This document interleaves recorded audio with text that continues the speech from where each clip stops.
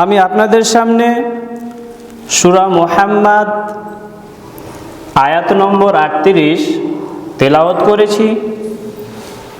এর আলোকে আলোচনা করব ইনশাআল্লাহ। তো আমরা আল্লাহর পথে, আল্লাহর রাস্তায় ব্যয় করি।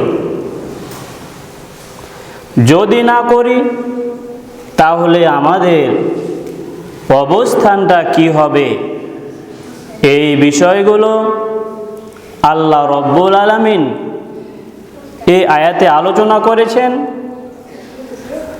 তো আমরা আল্লাহর পথে, আল্লাহর রাস্তায় যদি ব্যয় না করি তাহলে আমাদের পরিণতি, আমাদের অবস্থা দুই ধরনের। একটি ধরন হলো ইহকালীন জগতে অশান্তি, আর দ্বিতীয় অবস্থা, দ্বিতীয় পরিণতি হলো পরকালে আমাদের জন্য শাস্তি। যদি আমরা আল্লাহর রাস্তায় ব্যয় না করি তাহলে ইহকালীন জগতে অশান্তি আর পরকালীন জগতে শাস্তি। আল্লাহ রব্বুল আলামিন সূরা মুহাম্মাদের 38 নম্বর আয়াত নাজিল করে আমাদেরকে জানাইয়া দিলেন, হা আনতুম হাউলাই তুদআউনা লিতুনফিকুনা ফি সাবিলিল্লাহ। তোমরা তো তারা যাদেরকে আল্লাহর পথে তুদআউনা আহ্বান করা হয়, আল্লাহর পথে ডাকা হয়, লিতুনফিকুনা ব্যয় করার জন্য, ফি সাবিলিল্লাহ আল্লাহর রাস্তাতে ব্যয় করার জন্য মানুষদেরকে আল্লাহ রব্বুল আলামিন নিজে তিনি আহ্বান করছেন, ডাকছেন। মানুষদেরকে আহ্বান করলেন, ফামিনকুম মান মাইয়াবখালু ওয়া মাইয়াবখাল। আহ্বান করার পরে তোমরা সেই মানুষগুলো তোমরা কৃপণতা করছো, কেউ কেউ কৃপণতা করছো আমি আহ্বান করার পরে। ওয়া মাইয়াবখাল, তোমরা যে কৃপণতা করছো এই কৃপণতা আমার জন্য নয়, এই কৃপণতা তোমরা নিজের প্রতি নিজেরাই কৃপণতা করছো, আমার প্রতি নয়। আল্লাহ রব্বুল আলামিন আমাদেরকে তার রাস্তায় ব্যয় করার জন্য বললেন, আহ্বান করলেন। আল্লাহ কি অভাবী নাকি? আল্লাহ খাইতে পায় না? আল্লাহ কি খেতে পায় না? পায়, কিন্তু তবুও বলছে, তিনি আহ্বান করছে আমার রাস্তায় ব্যয় করো।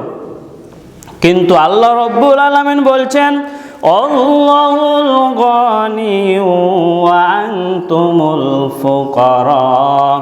আল্লাহ রব্বুল আলামিন বলছেন, আমি আল্লাহ অভাব মুক্ত, আমি আল্লাহ ধনী, আর তোমরা হলে অভাবগ্রস্ত, তোমরা হলা ফকির।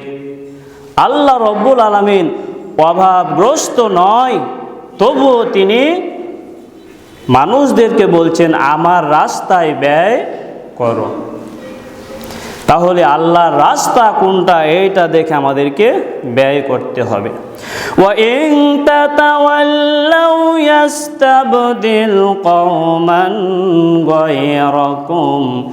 যদি তোমরা মুখ ফিরিয়ে নাও, আমার রাস্তা থেকে তোমরা ঘুরে চলে যাও, ফিরে চলে যাও, তাহলে তোমরা যেই অবস্থানে আছো সেই তোমরা বাদ দিয়ে আমি অন্য একটা জাতিকে প্রতিষ্ঠিত করব, আমাদেরকে ধ্বংস করে দিয়ে তিনি এই জায়গায় আমাদের পরিবর্তে অন্য একটি জাতিকে প্রতিষ্ঠিত করবেন।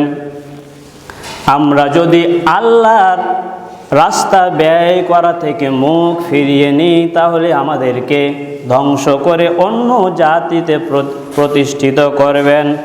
সুম্মা লা ইয়াকুনু আমসালাকুম। আল্লাহ রব্বুল আলামিন বলছেন যে জাতিকে আমি প্রতিষ্ঠিত করব সেই জাতি অবশ্যই তোমাদের মতো হবে না, সেই জাতি আমাদের মতো হবে না। তাহলে যদি আমরা এই আল্লাহর রাস্তায় ব্যয়ের জন্য কৃপণতা করি তাহলে কি হবে? আমাদের পরিবর্তে অন্য একটা জাতিকে প্রতিষ্ঠিত করবেন। আন জাবির ইবনে আব্দুল্লাহ আন্না রাসূলুল্লাহ সাল্লাল্লাহু আলাইহি ওয়াসাল্লাম ক্বালা তাকুজ জুলমা ফাইন্না জুলমা জুলমাতু ইয়াউমাল কিয়ামা। রাসূলুল্লাহ সাল্লাল্লাহু আলাইহি সাল্লাম বলছেন, তোমরা দুইটি জিনিস হতে বেঁচে থাকবে, একটি হলো জুলুম হতে বেঁচে থাকবে। ফাইন্না, কারণ জুলমা জুলমাতু ইয়াউমাল কিয়ামা, সেই জুলুম হবে কিয়ামতের দিন অন্ধকারের কারণ। সেই জুলুম হবে, সেই জুলুম অন্ধকারের রূপ ধারণ করবে সেই কিয়ামতের দিন।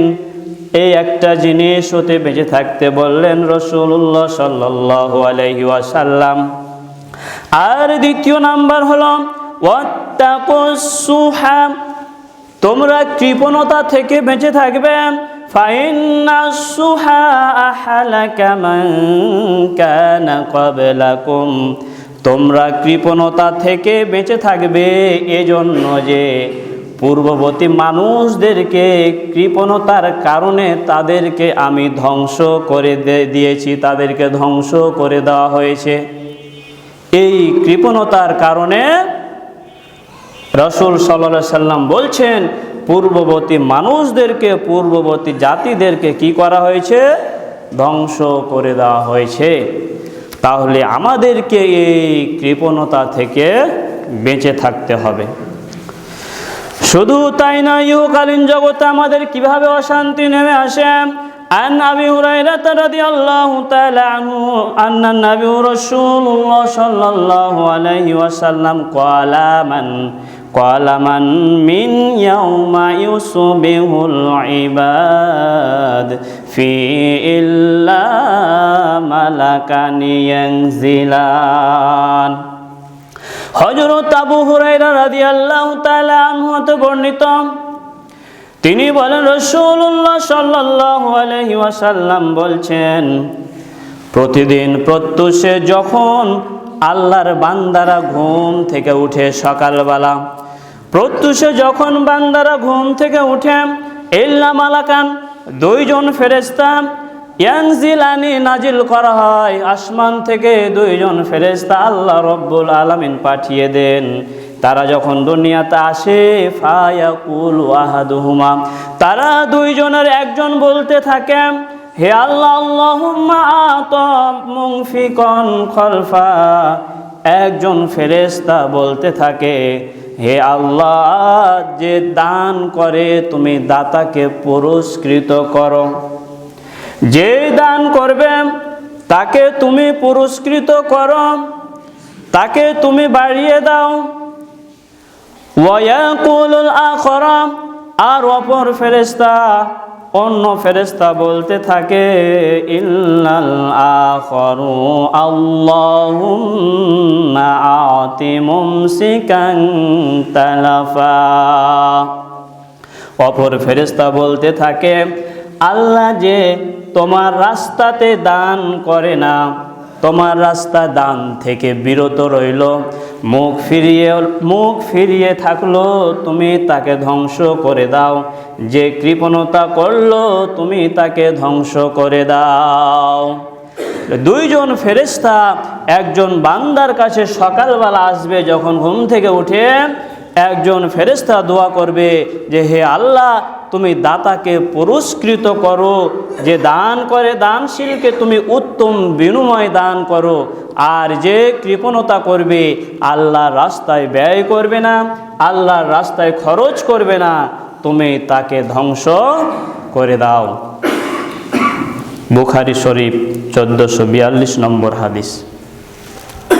তারপরে রাসূলুল্লাহ সাল্লাল্লাহু আলাইহি ওয়াসাল্লাম আমাদেরকে আরো সুন্দর করে জানিয়ে দিয়েছেন, আমরা দুনিয়াতে যখন কোনো মানুষ আমাদের কাছে আসে, যখন আসে তখন সেই মানুষটিকে আমরা ঘুরিয়ে পাঠিয়ে দিই।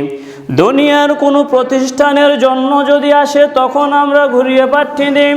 কিন্তু রাসূলুল্লাহ সাল্লাল্লাহু আলাইহি ওয়াসাল্লাম বলছেন, আনফাহি আও আনদহি আও আনফাকি, তোমরা আল্লাহর পথে আল্লাহর রাস্তায় খরচ করো, কিন্তু আর কত খরচ করলে তোমরা এই হিসাবটা করিও না, কত খরচ হয়ে গেল এই হিসাবটা তোমরা করিও না। কিন্তু আমাদের কাছে যদি কেউ যায় তখনই তাকে বলা হয়, আমি এই বছরে এই মসজিদে 2000, একবার 3000, একবার 500 টাকা এইভাবে দিয়েছি। এইভাবে দানের কথা আপনি বলতে পারবেন না। যদি আপনি বলেন, যদি এইভাবে হিসাব করেন, ফায়াহসি আল্লাহু আলাইকা, আল্লাহ রব্বুল আলামিন হিসাব করবেন। দুনিয়াতে যে দানের জন্য হিসাব করবেন, আল্লাহ রব্বুল আলামিন হিসাব করবেন। ওই হিসাব করে করে গুনে গুনে গুনে তাকে এ দুনিয়াতে দিবেন। যেই যেরকম হিসাব করবে আল্লাহ রব্বুল আলামিন তাকে এই দুনিয়াতে ওইভাবে দিবেন। কেউ হিসাব ছাড়া দান করবেন, চাইলো দিয়ে দিলেন 200, 100, 500, পূর্বের হিসাব করেননি, আল্লাহ তাকে কোন দিক দিয়ে দিয়ে দিবে। কিন্তু আমরা আগেই কি করি, এবার এত টাকা দেওয়া হয়ে গেছে, আর সম্ভব নয়। তারপরে আমরা এই সম্পদগুলো যখন আমরা গুনে গুনে হিসাব করবে, এবার আল্লাহ রব্বুল আলামিন বলছেন, আল্লাযী জামাআ মালান ওয়া আদ্দাদা, আল্লাহর পথে ব্যয় না করে যেই লোক ধন সম্পদ সঞ্চয় করে এবং গুনে গুনে হিসাব রাখে, সেই মনে করে যে আল্লাহ রব্বুল আলামিনের পক্ষ থেকে সাহায্য বঞ্চিত হয়। কারা? যারা আল্লাহর রাস্তায় ব্যয় থেকে বঞ্চিত হয়। ওয়ালা ইয়ানসুরুনাল্লাহা মান ইয়ানসুরুনা ইন্নাল্লাহা তাকা আজিজ। আল্লাহ রব্বুল আলামিন বলছেন, আমার সাহায্য বঞ্চিত হয় যারা আমাকে সাহায্য করবে না তারা। আর যে মানুষ আমাকে সাহায্য করবে, প্রথম যে আয়াতটা পড়েছিলাম, আল্লাহ বলেছেন যে আমি হলাম ধনী আর তোমরা অভাবগ্রস্ত। কিন্তু ওখানে প্রশ্নটা ছিল তোমরা আমার রাস্তায় ব্যয় করো, আল্লাহ গরিব নাকি? এখানেও বলছে কোনো মানুষ যদি সাহায্য করে, ওয়ালা ইয়ানসুরুনাল্লাহ, যে আল্লাহকে সাহায্য করবে, সে আল্লাহ সে মানুষকে সাহায্য করবে। তাই আল্লাহ রব্বুল আলামিন সূরা হাজের 40 নম্বর আয়াতে আমাদেরকে জানাইয়া দিলেন যে আমরা যদি আল্লাহকে সাহায্য করি তাহলে সেই আল্লাহ আমাকে অবশ্যই অবশ্যই সাহায্য করবেন। তাহলে আমরা আল্লাহকে সাহায্য করতে হবে কোনভাবে? এই যে আমাদেরকে আল্লাহর রাস্তায় ব্যয় করে যাকাত দিয়ে অসুর দিয়ে আমাদেরকে কি করতে হবে? আল্লাহকে সাহায্য করতে হবে। তাহলে আমরা কি হব? আল্লাহর সাহায্য পাবো। আর যদি আমরা না করি তাহলে সাহায্য থেকে বঞ্চিত হব। পরকালীন শাস্তি। যারা এই সম্পদগুলো রেখে দিয়েছেন, এই সম্পদগুলো হিসাব করে জমা করছেন, মনে করছেন আমার চিরজীবন থাকবে। আল্লাহ রব্বুল আলামিন সূরা তাওবার 34-35 নম্বর আয়াতে বলছেন, ওয়াল্লাযীনা ইয়াকনিজুনাজ যাহাবা ওয়াল ফিদ্দাতা ওয়ালা ইউনফিকুনা, যারা স্বর্ণ ও রৌপ্য জমা করে রাখে, আল্লাহর রাস্তায় ব্যয় করে না। আল্লাহর কথা এগুলো, যারা আল্লাহর রাস্তায় ব্যয় করে না, ফি সাবিলিল্লাহ ফাবাশশিরহুম, তাদেরকে সুসংবাদ দিয়ে দিন। কাদেরকে? যারা স্বর্ণ রৌপ্য জমা করে রাখে, ব্যয় করে না আল্লাহর রাস্তায়। সুসংবাদ হলো এই, বিআযাবিল আলীম, ভয়ঙ্কর শাস্তির সুসংবাদ। কঠিন শাস্তির সুসংবাদ তাদেরকে দিতে বলছে যারা স্বর্ণ রৌপ্যগুলো জমা করে রাখে। এইগুলো কি হবে? এই সম্পদগুলো পরকালে কিভাবে শাস্তি দেবে? ইয়াউমা ইউহমা আলাইহি ফি নারি জাহান্নামা ফাতুকওয়া বিহা, জাহান্নামে ওই স্বর্ণ রৌপ্যগুলো জাহান্নামে উত্তপ্ত করা হবে। উত্তপ্ত করার পরে জিবাহুহুম ওয়া জুনুবুহুম ওয়া জুহুরুহুম, এ উত্তপ্ত করার পরে তাদের কপালে, তাদের পার্শ্ব দেশে, তাদের পিঠে ওই স্বর্ণ রৌপ্যগুলো দিয়ে দাগ দেওয়া হবে, সেঁকা দেওয়া হবে তাদের স্বর্ণ রৌপ্যগুলোর। এইভাবে শাস্তি দেওয়া হবে পরকালে আমাদের স্বর্ণ রৌপ্য জমা করার জন্য। আর সেই সম্পদগুলো বলবে লা আনফুসিকুম ফাযুকু, যা নিজের জন্য জমা করে রেখেছিলে, ফাযুকু, আজ তোমরা সেই জিনিসগুলোর স্বাদ গ্রহণ করো যা তুমি দুনিয়াতে জমা করে রেখেছিলে। এই স্বাদ দেওয়া হবে, দুনিয়ার জমা করা সম্পদের স্বাদ আপনি পরকালেও পেয়ে যাবেন। যদি আমরা এই জিনিসগুলো সঠিকভাবে যাকাত আদায় না করি তাহলে আমাদেরকে এইভাবে সেই স্বর্ণ রৌপ্যগুলো সেঁক দিয়ে আমাদের কপালে, পার্শ্বদেশে, পিছন দিকে আমাদের সেঁক দেওয়া হবে, দাগ দেওয়া হবে।